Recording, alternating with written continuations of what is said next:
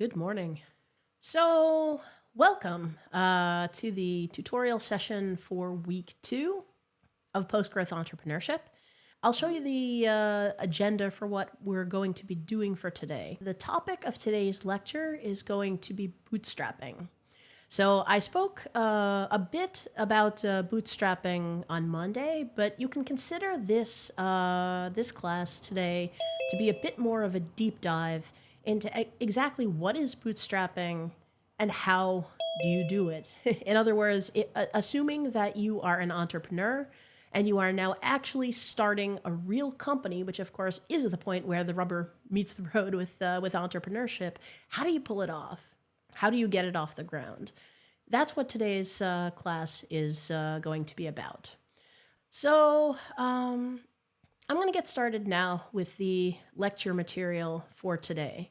And as I said, the topic that we're discussing is bootstrapping. So, that really brings us first to the question of what is bootstrapping and why are we interested in doing it? So bootstrapping really is just the act of, pulling ourselves up by our bootstraps, right? With our company.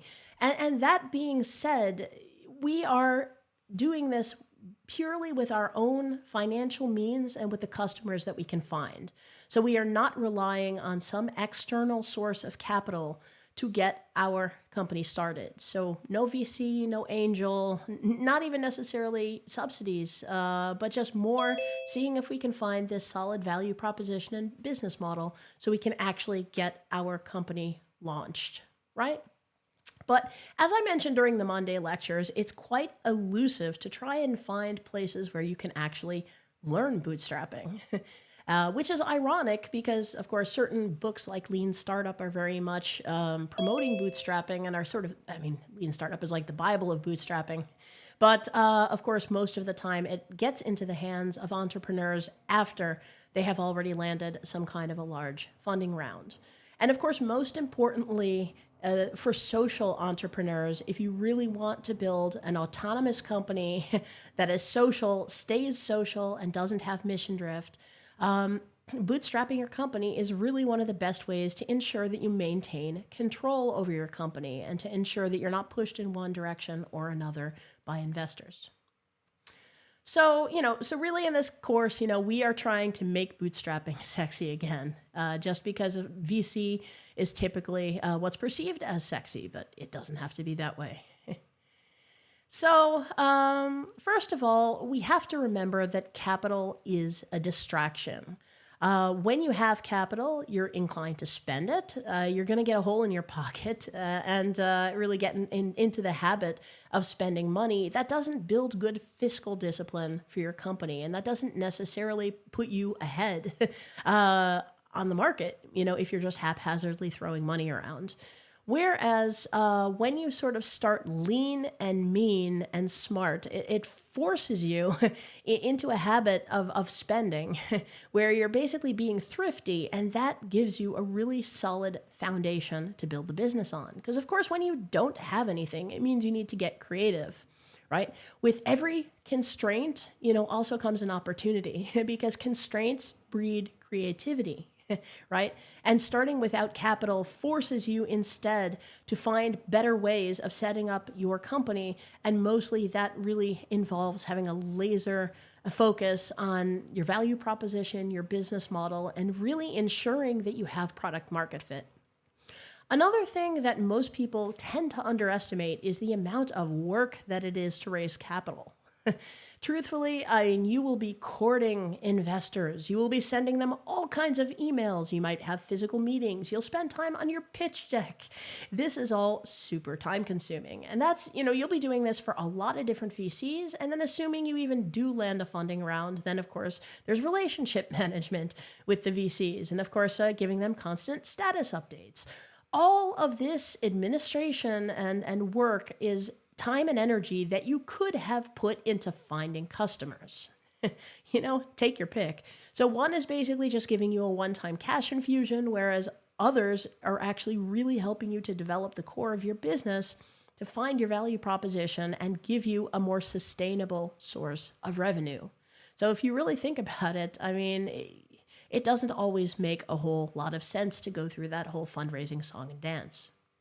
Another thing also is that financial extraction of the kind that is caused by accepting capital and of course, eventually repaying those investors is not really good for your company. And it's definitely not a competitive advantage on the market, because as I mentioned on Monday, cash that's pulled out of the company cannot be reinvested in R&D, paying people better, improving your product or service, lowering prices, quality assurance, all that good stuff that really makes people want to interact with your company in the first place. IKEA is a really interesting example of a company that is 100% owned by a foundation. It's not a social enterprise, let's be clear. But it is still structured in such a way, consciously by the founder, to ensure that that cash, that financial value, wasn't pulled out of the company. And that purely that 100% reinvestment of that margin was what led IKEA to build such a solid company, which eventually globalized and basically took over everywhere. I mean, everywhere you go in the world now, there is an IKEA. So, this stuff has quite a solid legacy, and there's a lot of companies also that if you look around, you'll actually find them and very successful examples.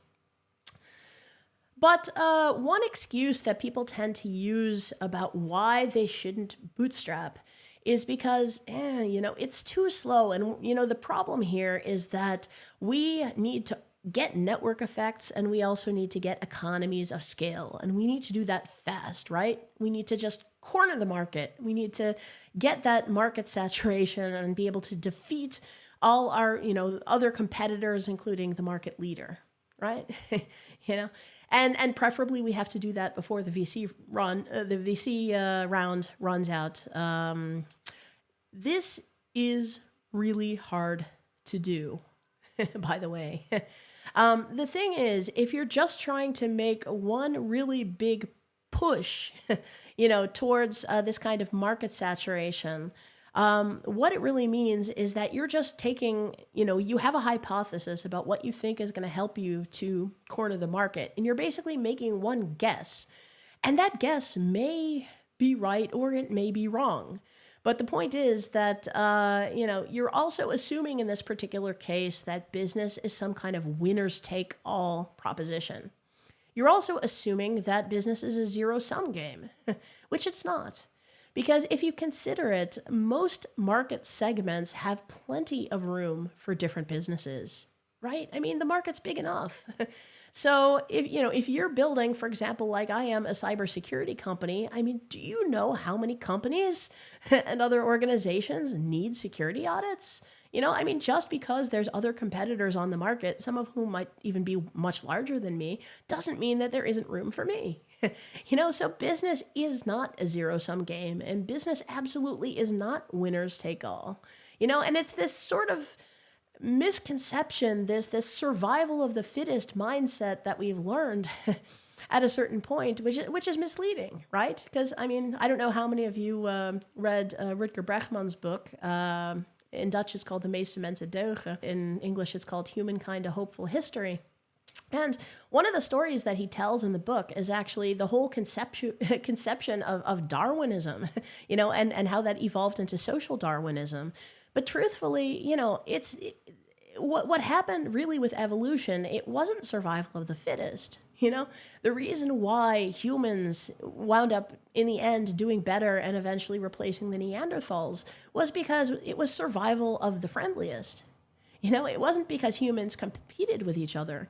Rather, it was because humans learned how to cooperate with one another. And he makes many examples also in that book about how if you, like, for example, how puppy dogs became successful and they also evolved to be cute just precisely because that whole, cuteness of certain kinds of dogs allowed them to survive. It got them adopted. It got them, into homes, whereas the aggressive dogs actually wound up being put down. So it's counterintuitive and it's taught wrong in school, but it's the same thing with business, right? In Dutch, we've got a really brilliant word for this, and it's called conculega's. In English, it's basically like, how would you say? It's sort of a portmanteau. It's a combination between the words collaborator and competitor. So, but the point is that we're both, right? And if you consider things in business, you can either compete with your companies, in your market segment that are similar to you, or you can collaborate with them. And the choice is up to you. And it's the difference really between an abundance mindset and a scarcity mindset, right? And generally speaking, in business, you will do better with an abundance mindset, because truly when you open your eyes, there is enough for everyone, and companies of a similar size and similar nature have far more benefit from each other in cooperating rather than attempting to displace each other in the market, right? So then this is the thing, we can, rather than trying to take over the entire market segment in one go, which is kind of this whole misguided sentiment anyway, it usually also, this attempt comes at the expense of having a business model. Because again, it's hard to grow that fast while still remaining in the black, right? And people just think that, yeah, but once we're big enough, our business model will sort itself out. But in practice, that's not generally how it works. And also, as I mentioned on Monday with unicorns, 90% of unicorns are cash losing, which basically means, if they didn't get it sorted out by now, why do you think you will, right? So another analogy that I can make with this is with playing a game of darts. So there's two different ways that I can approach this game. So the first way is that I stand from across the room, right? And I've got my dart in my hand, and I'm just going to stand back, and I'm going to make a really big throw, right? And if I'm lucky and I've got a good eye, and I'm a bit good at darts, maybe, just maybe, I might hit the target right in the middle. Or maybe I won't, because, darts is kind of hard. But there's another way. What I can also do is I can, again, stand across the room, and now I've got the dart in my hand. And this time I am going to take a step across the room, step by step, until I eventually place the dart in the middle of the dartboard. That seems like cheating, right? But look, this is the difference actually between capital-fueled hypergrowth and bootstrapping. Because with capital-fueled hypergrowth, that's the one big throw, right? You're burning cash like insane in this one big attempt, again, to get these network effects and economies of scale and to overcome everyone else, and you don't have a lot of adjustment points in which you can make course corrections to get it right. So you've got one chance. And a lot of people don't get it right, and this is part of why 90% of startups fail. Whereas with bootstrapping, it's more of an iterative process. You're creating MVPs, right? You're collecting validated learning to see if you're even going in the right direction or not. If it turns out you're not going in the right direction, you pivot to follow the pain in the market. Then you make another MVP. Then you pivot again. Then you make another MVP. Those are your steps as you're walking across the room. And each pivot that you're making is also that course correction that you're making to ensure that you're still going in the direction of that dartboard. And if you keep this up and you keep making these little baby steps, eventually you're going to get to the dartboard. And better yet, because you're not burning cash incredibly quickly, it means you can continue taking steps in a sustainable fashion until you do eventually reach that dartboard, even if it turns out that the dartboard was really, really far away to begin with.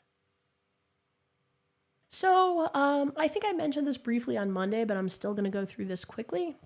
In software engineering, we also have similar concepts for all this.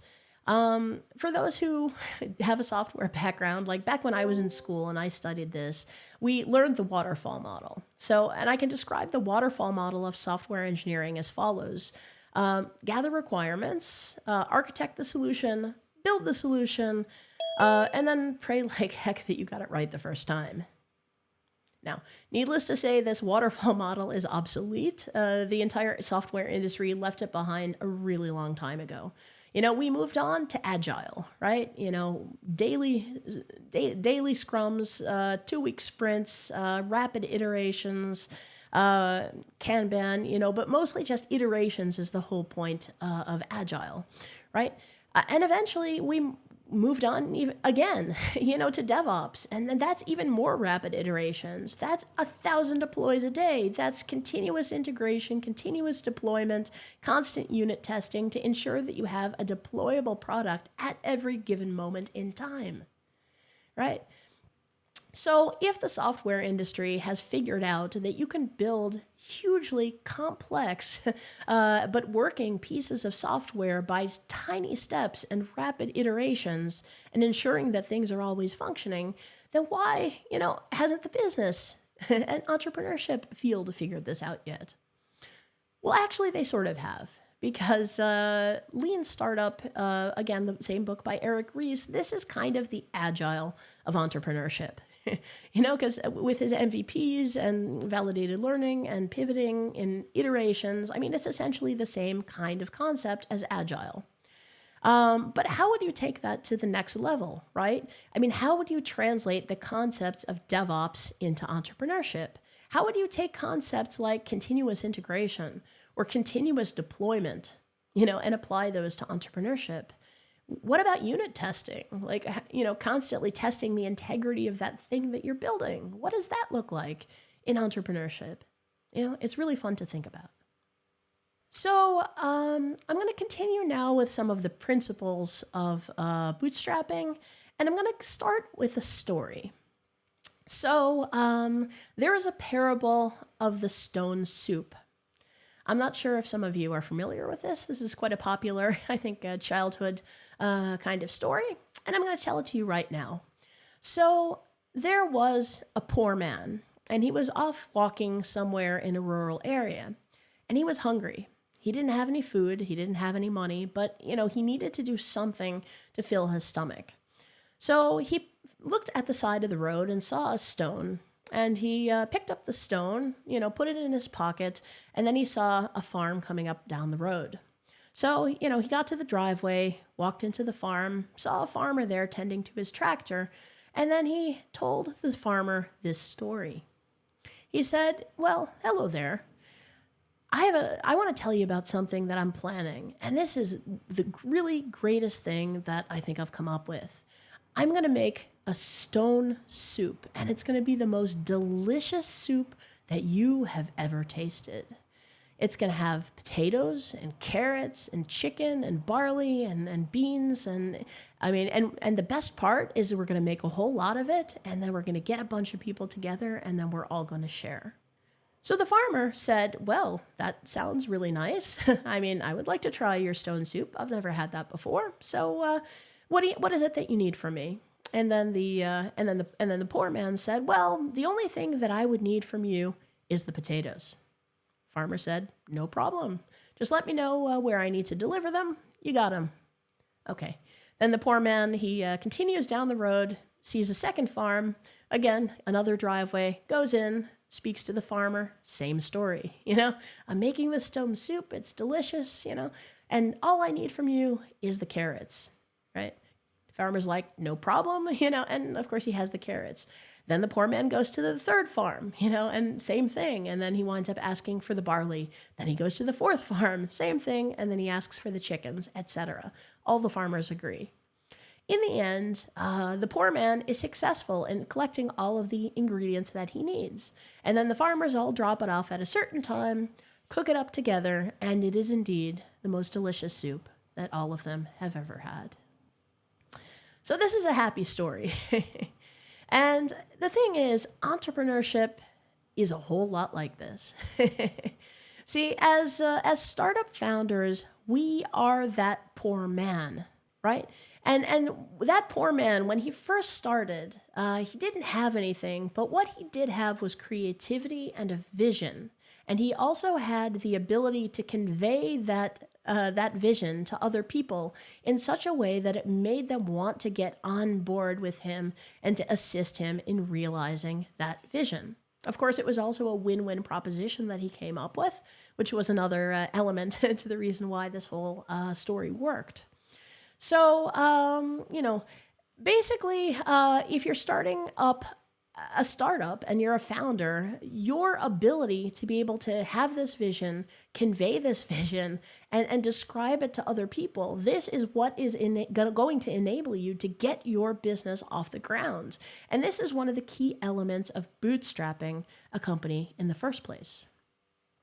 I can tell you my own version of this stone soup story, which is basically the genesis story of when I started Radically Open Security.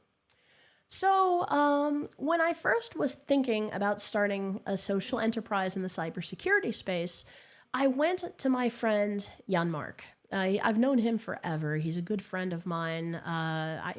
We went to grad school together. He also happens to be somewhat wealthy, and he's an angel investor. So I spoke to my friend and I was like, hey, Jan-Mark, I'm thinking of starting this company. It would be cybersecurity, social goals, all these things. What do you think? Jan-Mark was like, yeah, I think this is a really cool idea.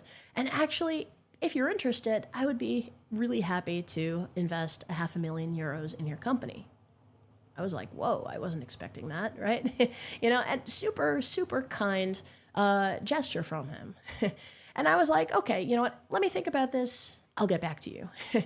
Then the next thing that I did is I wrote down a list of the best hackers that I knew. So, the best capture the flag players, the best, folks that I knew that were working on the Wireshark team as core developers and Cuckoo Sandbox and a lot of prominent open source projects, respected people in the community. And I went down the list. So I went to the first guy and I was like, yeah, so how would you like to start a company with your friends, right?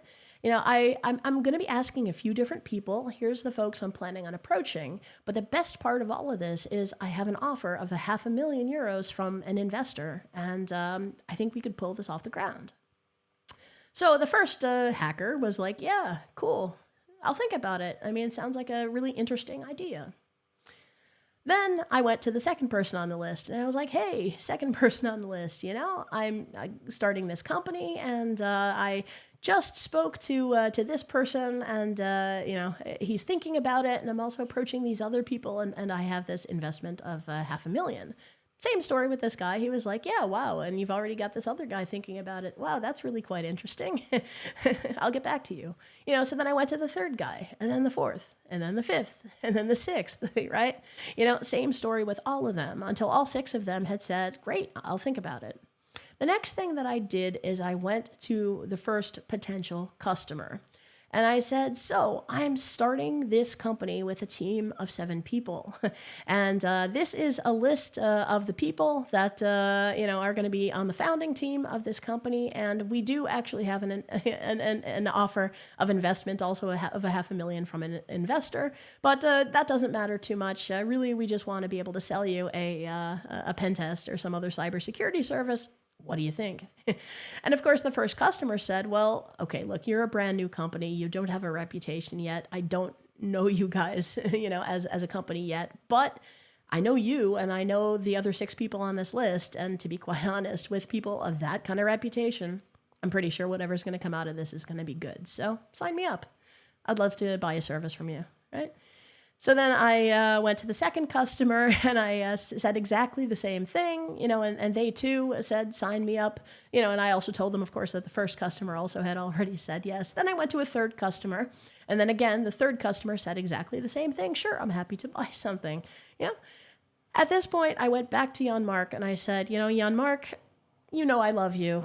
But honestly, I don't need your money. I've got 3 customers already. I think that we can probably launch this from customer revenue, but I would like to ask you to join my co-founding team because you're a really smart guy and have a really large network and a lot of knowledge, and I think we can benefit from that.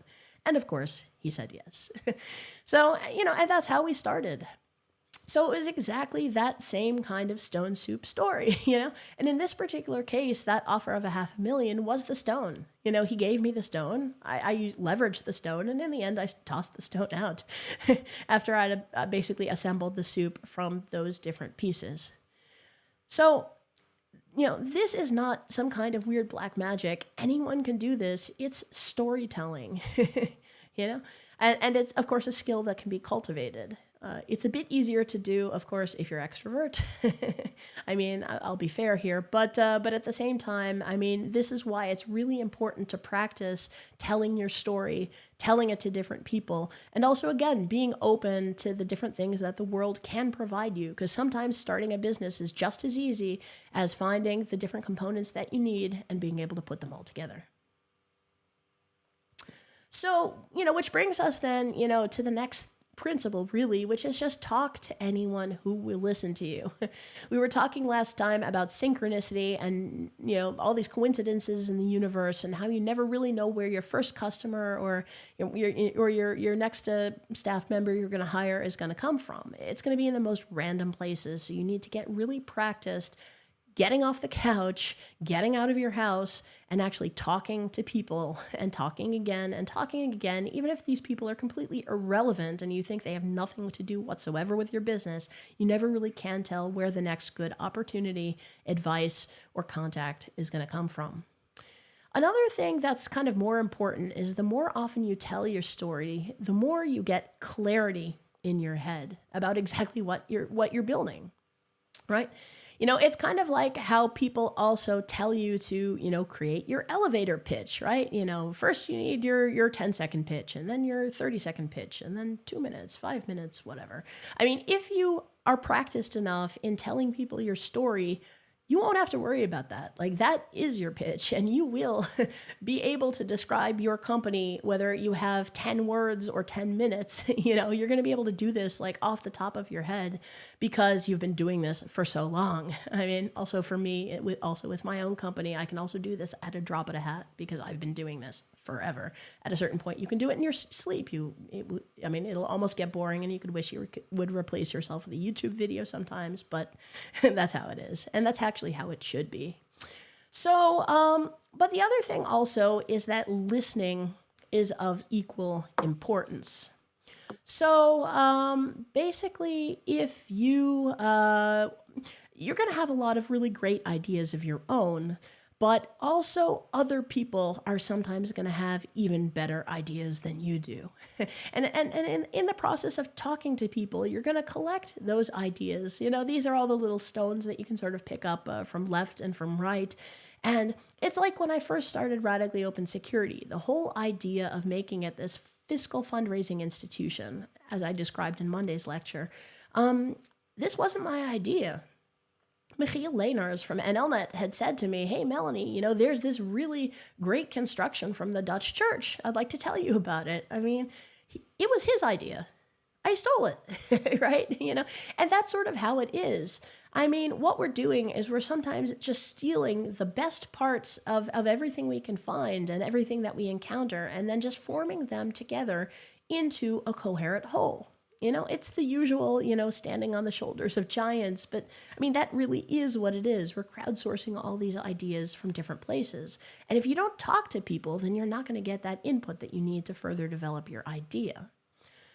Another thing, though, is beyond just listening to people's reactions to your story, it's also really good to sometimes not even talk at all. In other words, just like don't tell people what you're going to be doing, but rather instead just ask people about their lives. You sometimes best can just ask people about their lives and their pains and not even guide the discussion in one direction or another. Because there's a common pitfall that startup founders tend to have, and that is that we will go up to people, we'll be like, "Hey, so I'm building this thing, right? And this thing is like, this and this and this and that. What do you think?" And then people are going to say, "Oh, it's awesome. I love it. It's the best thing ever. Whoa. Yeah, go you. Yeah, great." And then the next thing you say is, "Oh, wow. I'm really, really happy that you like it so much. So would you be interested in buying this thing I'm building?" And then they look at you and they're like, no. And this happens all the time. I mean, basically, people will lie to you when you ask them, how do you like my idea? And quite simply, the reason why they lie to you is because they are not assholes. In other words, they want to be nice, supportive friends to you who encourage you and, who really are trying to, put wind in your sails to help you out, to be there for you. The only problem, though, is they're giving you incorrect feedback and incorrect signals. And then actually building a business around those incorrect signals is deadly for your business, because then you'll invest all kinds of time and money and effort into building whatever it is that your friends said that they loved. And then it turns out, you find out far too late that they built the wrong thing. So, this is not the way to approach things. And there's a really great book that's about this. The book is called The Mom Test. And it's called, the reason, the entire premise behind the Mom Test and why it's called The Mom Test is because the number one person who will lie to you about your business ideas is your mom. Because if you go to your mom and say, hey, mom, I've got this really horrible business idea and I'm going to describe it to you right now. What do you think? And then your mom is going to be like, oh, dear. Oh, this is the best thing I've ever heard. Wow. But of course, mom's going to say that. She's mom. Mom loves you, right? So the whole premise of the book is really just how do we ask questions in such a way that even our mom will not lie to us?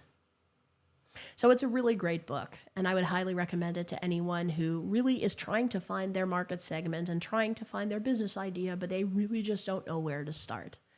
And also, just talking about people, talking about their lives, their pains, their experiences, and also their solutions. Like, what other solutions are they currently using, to solve this pain? Are they paying for those solutions? What's wrong with those solutions that they're paying for? Sometimes just asking people questions about their lives, that prevents you from misshaping the conversation and automatically taking things too early in the direction of what it is that you're building.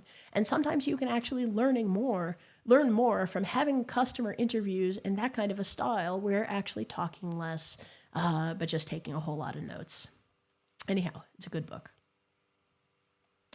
So the next principle of bootstrapping is to preach to your own choir. So when you're doing something, and in particular when you're doing something a little different, a little bit unconventional, not everyone's going to agree with you. I mean, it's the same thing with like PGE, right? I mean, I'm not going to convince everyone with this stuff, nor do I think that I have to, because there's going to be some people who are going to understand this, right? And who are going to agree with me. There's going to be other people who are going to think this is the worst, most horrible thing ever. It's a really bad idea. And why on earth would you want to waste time on it, right? And of course, there's also going to be other people in the middle who really don't know and just need some time to be able to chew on the whole thing. And they'll get back to me later, right? So, but the point is that those skeptics, those people who are very clearly not in my camp of support, and not in my camp of supporters, I don't need to worry about them because, we've got limited amounts of time. We've got limited resources. We need to spend most of our time preaching to our own choir members. So in other words, talking to people that we know already on some kind of a level agree with us, or maybe not completely agree, but at least have the same kinds of solid foundation of ethics and just basic values that they can at least be able to consider what we're talking about, right? And then at that point, once we're talking to these choir members, if we can at least, it's not like we have to mobilize all of them, right? But we need to mobilize a few. And that few that we mobilize at the beginning can be enough. It's similar to the thinking in the book Crossing the Chasm by Jeffrey Moore. So I'm not sure if you're already familiar with that book, Crossing the Chasm, but the whole concept of the book is that you really start out with the early adopters, and that's going to be a fairly small group. And then, these are really the people, these are your choir members. These are the people who believe in you. These are the people who are willing to do something different, go out on a limb and try something, even in the process when it's still early and very well might still be buggy and not fully functioning, right? Those people will be your advocates, and they will try out your thing, give you honest feedback, spend some money with you, hopefully, allowing you to actually get your company started. As you grow your company, starting with these early adopters, eventually you're going to start to build a critical mass, because these early adopters will start to make way to more experimental people who aren't entirely your choir members, but they just like cool things that are new, right? And they're going to then be the next ones to get on board. And at a certain point, you have started building up a track record. And once you have that track record, that's when you face the chasm. That's when you're staring into this gaping hole where you can see on the other side that those people actually don't care about your ideals and your values. What they do care about is the fact that you're selling a good product or service, and that you're doing it for a price that they find reasonable. That is what they care about, But if you have actually built up a good enough value proposition and business model in the meanwhile from those who actually do believe in the same things as you, it doesn't matter, right? And then that's when you can really see if you can leap across that chasm and start providing those services or products to that mainstream. The laggards, you're only going to get them at the very, very, very end. They're only going to come running from behind at the end just because they have FOMO and they just don't want to be left behind by everyone else. So that's only the point where you're going to get those skeptics. That's also how it did work out even with my cybersecurity company. It just so happened that a lot of the kinds of like idealistic techno hippies that really believed in all my open source, not for profit, slightly anti-neoliberalistic views, they also just so happen to be CISOs of large companies, because there's a lot of overlap between the hacker community and the InfoSec communities and commercial companies. And that was how I got my foot in the door. But it was, of course, after we were able to service some number of those multinationals that we built up the reputation that also got the other multinationals to come along who also again, didn't care about our ideals, but they did realize that we were doing good services, with okay prices, with very good quality. And that, in the end, was the reason why they started using us as well. So that's how it works. So you need to start out by thinking big, but starting small. Moonshots, moonshot ambitions are fine, but you need to understand that every journey also begins with a single step. You can't do that entire journey at once. Entrepreneurship is a marathon, not a sprint. In fact, it's like an ultra marathon. It's the kind of thing I've been doing radically open security for almost 9 years now. I mean, I could have done 2 PhDs in that time, just to make things relative. I mean, this is a long, long project. Which basically means that, you need to take smaller bites of that elephant. You need to, really break this down into small chunks that you can really handle each and every day, because entrepreneurship is a collection of baby steps. And it's very similar to the book Atomic Habits, right? If you want to, for example, start a workout routine, or maybe you want to write a book. I mean, you're not going to do that by just, suddenly like going outside, putting on running shoes and just running 26 miles. That's not how it works. At least it's not how it works if you don't want to get hurt. So, but rather, you need to start out by saying, can I even run 1 mile? Can I run a half a mile? Can I run, 100 feet? Whatever. But the point is that, you're not going to be able to cross that entire huge distance. It's more just, you have to ask, can I get to that intermediate milestone? And eventually those intermediate milestones accumulate. And it's only when you're going to the gym every day and lifting those really light weights that you eventually can move your way up to the heavier weights, right? And it's also only if you write, consistently, like for an hour a day or a half hour a day, that eventually adds up and then becomes a 300-page book. And this stuff just doesn't happen overnight. which basically means that consistency is really the important thing here. You know, I mean, it's not, don't work too hard too often. You will burn yourself out. There's only very short periods of time where you can sprint, you know, and save those sprints for the moments where it really means something. So, you know, but it's the same thing also with in the whole, you know, idea of keeping things small.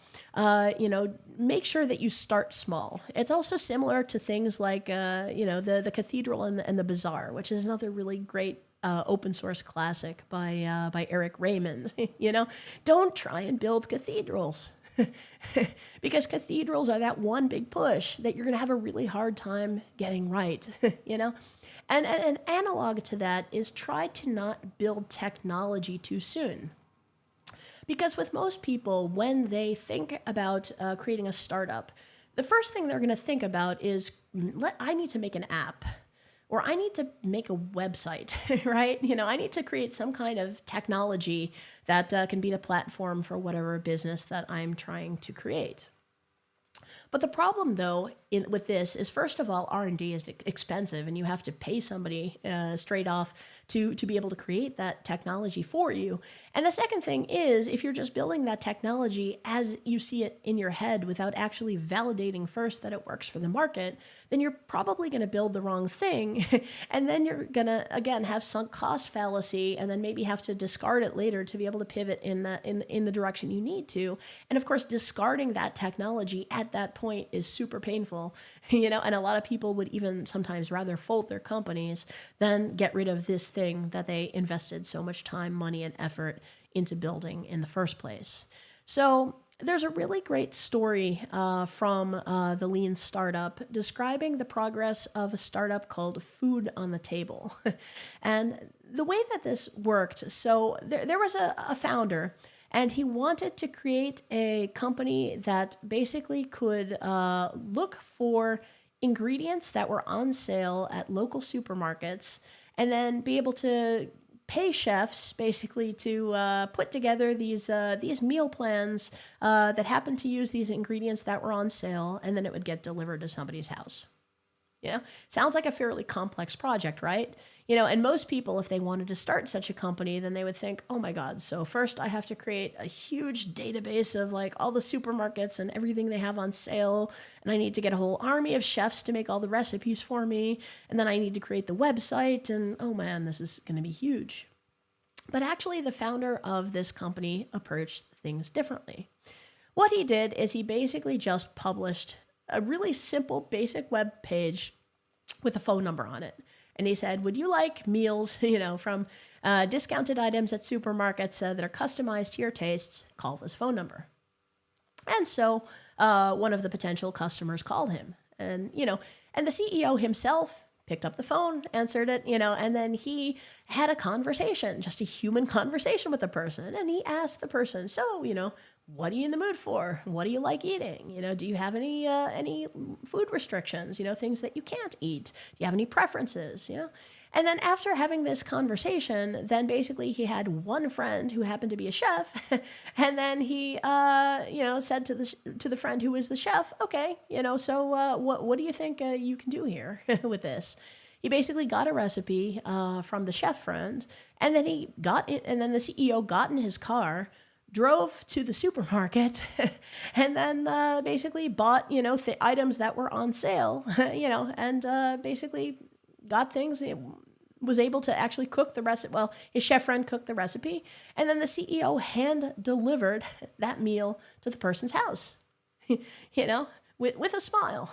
And of course, that person was super happy. Now, of course, doing it this way by hand is not profitable. You know, you're not going to be able to put a profit margin, barely any at all, you know, on top of something that's going to be this labor intensive. But that wasn't the point at this stage. What he was trying to gain was not money, but he was trying to collect learning, validated learning, in fact, because he had a paying customer who had actually paid for this service and was happy with the service in the end. Now, this whole concept is called concierge service. You know, concierge because Because basically the CEO, which is you, you're the one who's basically being like a porter, in handling this entire process by hand. And there's other related concepts also in the lean startup for how to keep things very lean and mean. Other things like Wizard of Oz, prototypes and things. It's kind of like how Microsoft Windows, I think, originally started with like Bill Gates, I think, drawing some stuff on a sheet of paper. The lighter weight you can keep things sort of at the very beginning. You can be able to ensure again that you're not spending resources at a stage, when you can't afford to do that. So anyway, for food on the table, so then this first customer was happy and came back. Then he got a second customer, then he got a third, then he got a fourth, then he got a fifth. Once he built this critical base of customers using concierge service, that was the moment when he was able to start hiring more people to help. Right? Then he got more customers. That was the moment when he started being able to develop the more complicated website, and to start building the database of products, etc. Right? And the most important thing with all of this, of course, was that, it was just these small steps, small iterations, and then, of course, using the actual margin that he was earning on real customer revenue to then finance and build the next part of his company, right? And it really ensured also that his company was shaped as the market, shaped as the request from the market, rather than building unnecessary things that needed to be discarded later. This is also the reason why I said on Monday that detailed business plans are not always a great idea. Because if you spend huge amounts of time writing excessively detailed plans of what you think you're going to need to do in advance, you're just going to be wrong. This is more, sunk cost that is going to make it harder for you to pivot later. And that's why just, an A4's description, or better yet, something like a business model canvas, is a much better way of representing these things rather than some kind of a heavyweight plan that for sure that you're just going to be forced to change later. And if you aren't able to change, that you're probably your company was probably going to fail anyway. So that really gets us to the concept of what I would call refactoring. So I steal the word refactoring from the software industry because when you write source code, we tend to accumulate a lot of different programs, bits to our program, and eventually it gets a bit unwieldy. We tend to call it spaghetti code, right? And it's just, the normal technical debt that accumulates when building something over a longer period of time. That's why in software we've invented the technique called refactoring, which is basically where you take this really big mess of like spaghetti code, and then you sort of start teasing it out into little individual pieces that we can improve one little bit at a time. And this is called refactoring. So if we can see that one particular part of this program is a mess, I'm just going to focus on that one little part. I'm going to rewrite that so it's kind of clean and neat and easy to understand and modular and has good interfaces, and then when I'm done with that part of the program, then I'm going to move on to the other part of the program and refactor that other bit, and then I'm going to move to another piece and then refactor that. And once you've sort of refactored everything, then you've wound up with, a completely rewritten program that is way cleaner, far more robust, a lot less likely to have problems, and also that's more future-proof, right? And refactoring, and also this staying on top of technical debt. This takes a huge amount of the effort of software teams, in the whole software development life cycle. So anyhow, it's the same thing with business. So if you're kind of following this, food on the table kind of approach from lean startup, then, what you're doing is you are starting out with this concierge service. You're doing something by hand. And, you're doing it first with one customer. If that sells, then you find another customer, then you get another customer, then another. And once you have these customers, you start seeing things repeat, right? You start seeing that, this particular process, or not process, but this particular thing that I'm doing a whole lot, I notice that I'm doing it a whole lot. So what I'm going to do is I'm going to write this down and I'm going to formalize this into a process, because, I see that this happens every single time. Then you get another customer, keep handling these different services, or that you're delivering. And then at a certain point, you start seeing that a process repeats a whole lot. And this playbook that you wrote down, you keep seeing that I'm doing this again and again and again. That is the moment when you write your first small bit of automation. And the whole purpose of that one bit of automation is to really take the friction out of that one small, tiny piece that you know for sure that you're doing over and over because you've already, canonized the thing as a process and you see it happening over and over again. That makes things slightly more efficient. Then you find the next process, then you create another process, then you notice a different process becomes a bottleneck, then you create a tiny bit of automation for that one, then another process, then another process, then another piece of automation. The point is, in such a way, what's happening is you are organically evolving an IT infrastructure, because at a certain point you sort of step back and you notice that all of these separate little pieces of automation actually, have kind of turned into this collection of intellectual property that you have developed. And the best part about this is this was entirely financed by margin from actual customer revenue. So it turns out then that the actual IT platform that you have developed is precisely shaped as the actual pain in the market and the actual service that you're delivering, which means that there was no IT development at that point that was wasted, right? It's a super efficient way of working. So it also ensures that you get that solid revenue base, and that you also build up the staff that you need to pull it off. And again, have that collection of processes that you need, and this is the way that I would say that you can most effectively bootstrap a company. So that brings us to what I like to call the PGE Playbook. Pay attention to this because you're going to need this for your assignment, which we're going to be describing after the break. So this is a description really from beginning to end about how you would go about starting that company, And of course, if you're an entrepreneur for real, you would be following this with your actual company, or in the case of a homework assignment, such as we're getting for assignment number 1 in this class, we're just going to be working this out on a hypothetical basis just to get some practice. But from beginning to end for the process, this is the way that it looks. Act 1, how to get started. And by the way, I'm going to mostly just read this one, just to, because it's sort of worded the way that I would like to tell it to you. So step number 1 is to ensure that you are not cash-strapped, money-starved when you're first starting out, because financial desperation leads to bad decision-making. So what you need to do sometimes is try and take the edge off of that desperation by ensuring that you have some form of income, or at least ensuring that you have some savings so that you can at least keep yourself afloat for a while. And, Maslow's hierarchy of needs, you need to make sure that bottom level with the housing and the food and, all that and the physical safety, make sure that is all taken care of, because if that's not taken care of, then whatever you build is, going to be lesser. Well, it's going to be prioritized by your more immediate and basic needs. Also, if you look at the book Originals, and this is kind of counterintuitive, but one of the chapters in the book is actually about the importance of hedging bets.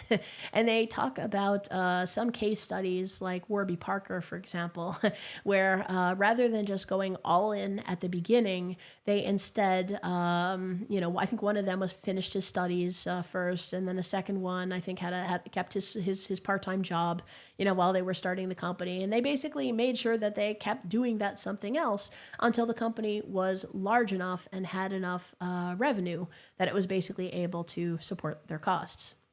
So anyhow, next principle here. Understand that no matter how ambitious you are, you need to start tiny and grow organically. Growth must be financed by turnover. Avoid unnecessary overhead like offices, equipment, internal employees, you won't need this at the beginning. Next step.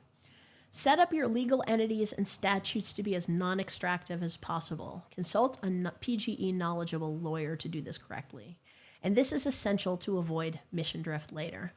I'm not going to go into the legal entities and all those tools right now. I'm going to save this for a later lecture. But do understand that you need to have legal belts and braces in place to ensure that non-extractive companies stay non-extractive in the long run. Because, of course, we need to protect companies against their founders, because everyone has a price, right? And we need to make sure that at the end of the day, that when there's enough money involved with the company, that the founder isn't going to have a change of heart and say, gee, this whole non-extractive thing, actually, maybe I wasn't quite so serious about this. You need, and this is why, again, we have these tools like steward ownership and golden shares and, but I'll get to this later, but this is a really critical step to make. And again, towards the beginning, because if you try and put it in later, once there's money involved, you'll be a lot less inclined as a founder to do this. All right, next step. Start with the pain in the market. What kind of service can you offer that someone would be willing to pay for? And then get that person to put their money where their mouth is. Next one. As long as customer requests align with your values and interests, leverage freelancers and your own time and energy to fulfill those services paid for by your launching customers. Now, why do I say freelancers? I say freelancers because with internal employees and people on internal contracts, you have what is known as the employee on the bench problem, which means that even if you don't have any paying customers, you have a fixed cost, right? And, with freelancers, they're actually a marginal cost rather than a fixed cost because you only actually have to pay the freelancer at the moment that you have a paying customer. So this really enables you to keep your costs low, but still to be able to hire people in when there is money available that is coming from customers. Anyhow, next one. Start out by doing everything by hand. Give everyone involved concierge treatment. All right, we already discussed this. Next one. Pair producers with consumers. Make sure that both are treated like kings.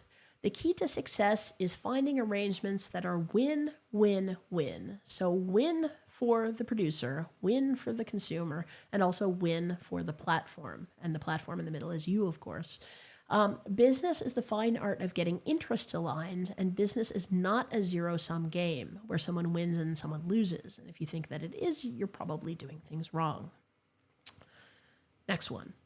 Perform lots of experiments, MVPs. Expect that some percentage of what you try will fail, probably a large percentage, and that's okay. Fail again, and fail fast.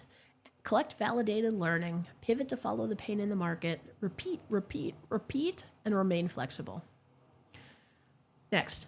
Rely upon word of mouth and evangelism, in other words, conference talks, workshops, media coverage, etc. for marketing. If what you're doing is sufficiently valuable to your ecosystem, this is the only kind of advertising you should ever need. Now, I can understand that some people might disagree with me on this one. We're going to cover marketing in a later class. So, but in theory, though, they tend to say that the best marketing is a solid value proposition. So I'm just going to leave that on the table right now. Next one. Start to refactor processes when you see frequently occurring activities. This is financed by margin on your revenue. If you see frequently repeating processes, build a piece of automation to support this process. This is also financed by margin on your revenue. Isolated bits of automation will evolve into a supporting platform over time, and with time and patience, you'll discover that you've built this entire platform of IP, processes, and staff, all financed by reinvested margin. This is how I also did it, by the way, with Radically Open Security. And this is precisely the reason why, with the intellectual property that we'd created, that I was ultimately able to open source the whole thing and actually give it away for free. The core of our pen testing process at Radically Open is called Pentext. It's a open source, pen test automation and reporting system. And we not only gave it away for free, but we actually made it an OWASP project. Anyhow, doesn't matter, but just a bit of trivia. Next one. Your platform will make things progressively smoother with your business, and this is when your margins will improve. This is also the moment when the network effects and the economies of scale will start to deliver you a benefit. The next one. Focus on delivering quality and maintaining a stable, happy ecosystem. Do not focus on growth. Growth should be a byproduct and not an objective. Now, the true irony in all of this, of course, is that, if you focus on making your ecosystem happy, you probably will grow naturally, because if your staff is happy, your customers are happy, society is happy, growth usually comes. Whereas, ironically enough, if you focus on growth as an objective, that sometimes can get in the way of your growth because your ecosystem is not happy and not inspired by that objective. Next one. As you progressively hire staff, and this should be supported by actual customer revenue, you can then delegate more and more of your responsibilities to others, creating room for strategic thinking and creative projects on your side. If you're patient and then pivot when things aren't working, then the critical mass of what you're building will gradually increase over time. And one day you will take a step back and look and realize that actually things aren't going so slow anymore. And over time, you will slowly start displacing the less socially inclined market leaders. Again, exiting is not an option. And if you did things right with the lawyer at the beginning, this should be impossible. Okay? However, eventually people will want to move on. Founders will want to retire. They'll want to move on with their lives and do different things. If and when you do ever get bored of your company and want to start on new projects, then what you should do is delegate more and more of your work to the rest of your staff until you're basically no longer needed. Put a succession plan in place, including one to protect the mission of your company. And then also decrease your hours, progressively until you have few enough hours that you can focus on the new things that you want to be focusing on. And and that's basically it. I mean, congratulations, you've then built a non-extractive company of integrity that is probably going to live on long after you've left, hopefully, both the company and the planet. So be proud of yourself and just realize that you've made a positive legacy, and also understand that if enough of us do this together, we can change the world for the better. All right. So this is the playbook, this is how you do it. This is the actual operational place where the rubber meets the road for starting these non-extractive companies. Now, if you want to do it more than once, because of course everyone then is like, yeah, but what about if you want to be a serial entrepreneur? Yeah, good question, thanks for asking. So if you want to be a serial entrepreneur and you've already got your first company on the go, but there's a second company that you're also thinking of starting, then this is basically how you would go about it. So first of all, think about your next steps. What non-extractive passion project are you feeling the call to start? And then again, can you find a commercial service that you can provide grounded in the pain of the market, and can you get it launching customers? And then you go through the bootstrapping process again, right? Your old business will continue on, aided by the support staff that you've put together over the years. And, and then you can progressively start shifting your time and your energy towards this new initiative or company. And what's even better is if those two companies somehow can have some form of win-win partnership with one another, then your original company can even assist you with creating your new company. And that also can make the process a whole lot easier. And that's it. And, rinse and repeat. And again, also don't forget to take some time off, because even heroes need rest sometimes as well. So that's it. This is the playbook. So then, the next question is, well, what kinds of companies can we build with this? What kinds of non-extractive companies are within the realm of possibility? Well, what can your imagination come up with? I mean, there's so many different possibilities.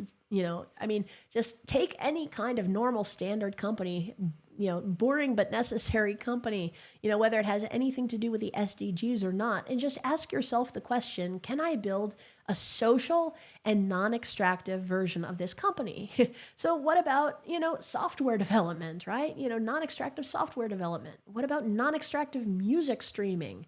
Carbon offsetting, circular waste handling, accountancy, legal, childcare, food delivery, banks, insurance companies, pension funds, whatever. It doesn't really matter. I mean, you can take basically any form of business and again, ask the question, how do I make it social? How do I make it non-extractive? And that non-extractive part, that is the key. That is the crucial part. And then what you can do is then you can take that business idea and use it to create what's called a business model recipe. So a business model recipe is basically starting out by just on paper, hypothetically working through this bootstrapping process on paper. And it just so happens this is what I'm going to be asking you to do in assignment number 1. So what you do is we can start with things like canvases, like a business model canvas or an MVP canvas. And we can also write up a bootstrapping plan for just one A4, describing how we think, hypothetically speaking, we could bootstrap our company using the principles and this playbook that I just showed you, And the idea with these recipes is once we write them down, of course, then we can decide whether or not we want to cook the recipe, right? Whether or not we actually want to build a business using this recipe as a starting point. Another thing we possibly could do is create a collection of these different business model recipes and put it into some kind of a big old open source cookbook, right? So that some people can suggest recipes and other people, if they don't have any inspiration, can go through that cookbook and then perhaps decide to choose one and try implementing it for themselves.